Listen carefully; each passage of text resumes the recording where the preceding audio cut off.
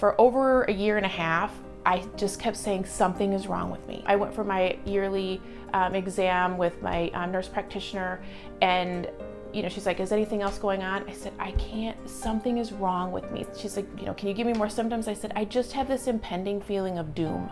Something bad is gonna happen to me. So if we review the blood flow of the heart, I've always worked in cardiology since I graduated. I did cardiac intensive care. I do a lot of education with the staff. We'll do it for the next one because I have to schedule the next one anyway. Awesome. All right, thanks for coming. I'm 48 years old and nothing's wrong with me. I don't take any medications. I don't have a big family history. Nothing is wrong with me, but yet I still had a cardiac event. It was December 5th and I wasn't working that day. I texted Chris at 10:30 and I said, I'm still in bed. I have this horrible deja vu feeling and I feel awful. I can't get out of bed. It was that time of the year where, the flu is, flu's around. So when she first called me that morning, I said, well, obviously you have the flu. Just stay in bed. If you need me to come home, I can come home. At this point, it was like 3:30 in the afternoon. And I thought, I'm just gonna get up and make myself some soup or something. So I left the living room and kind of walked into the kitchen. And I got to the sink and I remember grabbing the sink and thinking, oh my gosh, I'm gonna pass out. I'm gonna pass out. So I was at the sink and I got down, I remember getting down to my knees and then the next thing I know, I was laying in this corner face down and my head had kind of gotten under the cabinets and the dogs were on my back, licking my face. I don't know how long I was laying there. I think it was a little while. I'm very fortunate that I wasn't hurt worse than I was. I had just some bumps on my head. So I crawled back to the living room and called Chris and I was crying. I don't totally remember calling him. But he said I was kind of crying. I said I just passed out and woke up on the floor.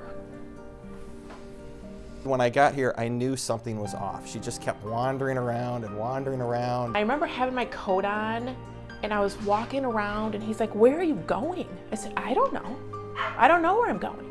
And I was standing in the dining room. He's like, what are you doing? I said, I don't know what I'm doing. And so he's like, he goes, we gotta go. Let's go to the emergency room. We got in the room and the physician came in and they did my vitals and things like that and hooked me up to the EKG monitor. And so the doctor came in, I was telling him my symptoms and one of my biggest symptoms is this deja vu feeling. I just feel like it's a whole altered state of consciousness, like everything has happened before. I feel really like elevated. It's kind of a kooky thing, but when you say these things out loud, you sound a little nuts. He says, it sounds really neuro to me. We're gonna do a CT scan and make sure you don't have a mass on your brain or something like that. This is the first time it kind of dawned on me that maybe it's my heart. I said, when I pass out again, look at that heart monitor because maybe it's my heart. And he said, see if my heart rate goes down. I wanna hold her hand, I want to comfort her, and she's like, I need you to only focus on what's happening to my heart rate. And he's like, okay. So the tech came in to do my chest x-ray, to take me to the x-ray department, and she unhooked all my leads. And I remember I was trying to tell her to put the leads back on because I knew I was gonna pass out. I remember I was looking at the clock and I said, I'm gonna pass out, I'm gonna pass out, I'm gonna pass out. And then I woke up to 9 people in my room and they were doing like a sternal rub, trying to wake me back up. And so that was the first time I lost consciousness in the emergency room. It was like 9 times in the emergency room. What would happen is my heart rate would be like 80, 60, 30 asystole. Like just absolutely no heart rate at all and no electrical stimuli at all. I really felt okay through the night. I don't think I had any episodes through the night. And then about 8 o'clock in the morning, Chris texted me and said, what's your room number? I can't remember what your room number is. And they have this little plaque on the wall and it says like, your room is, 2468, whatever.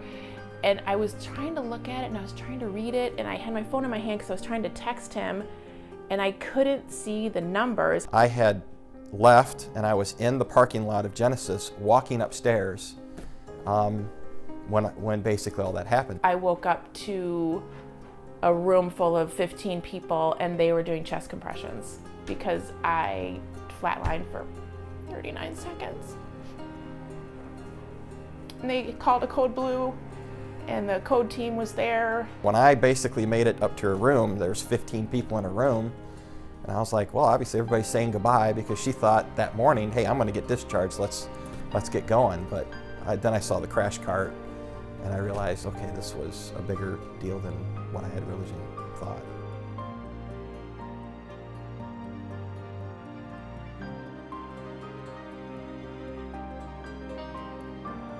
Going into surgery was pretty scary, and I think, you know, saying goodbye to my husband.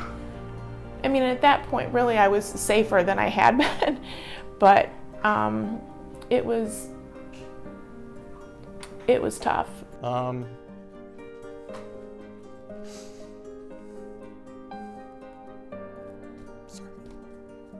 She's the heart of the family. Without Kari, our family doesn't function. It was hard.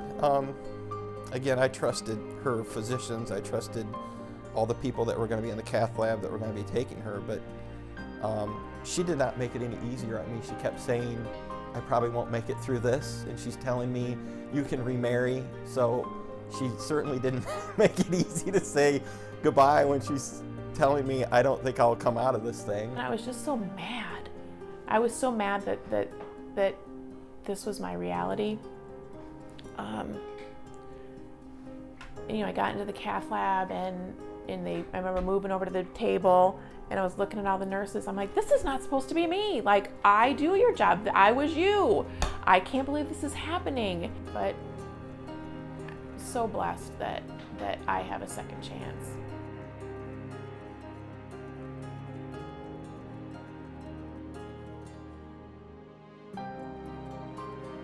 I feel really good. Yeah, I feel better than I have for a long time. I don't think I realized how much I didn't feel good.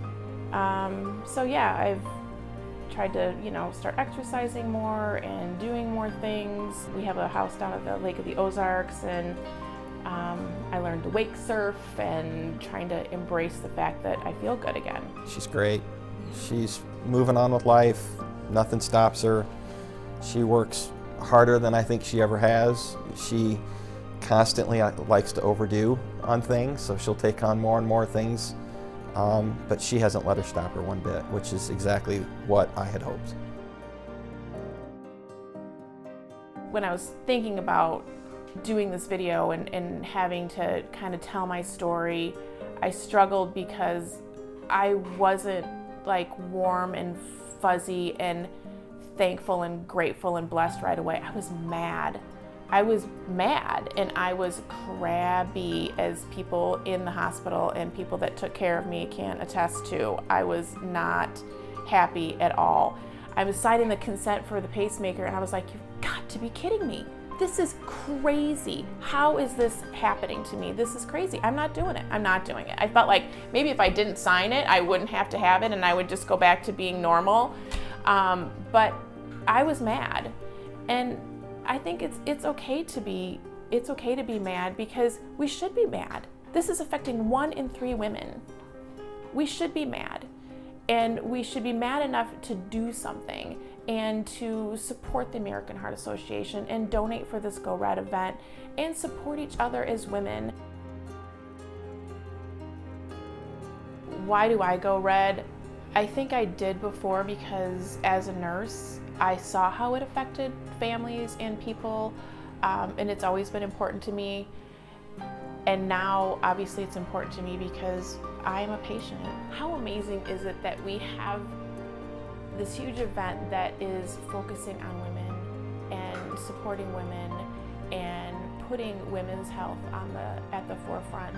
We still forget. I think we still forget that heart disease is the #1 killer. It can happen to you. It happened to me, and I still can't believe it happened to me. But it can happen to you, and it can happen to the women that are important in your life.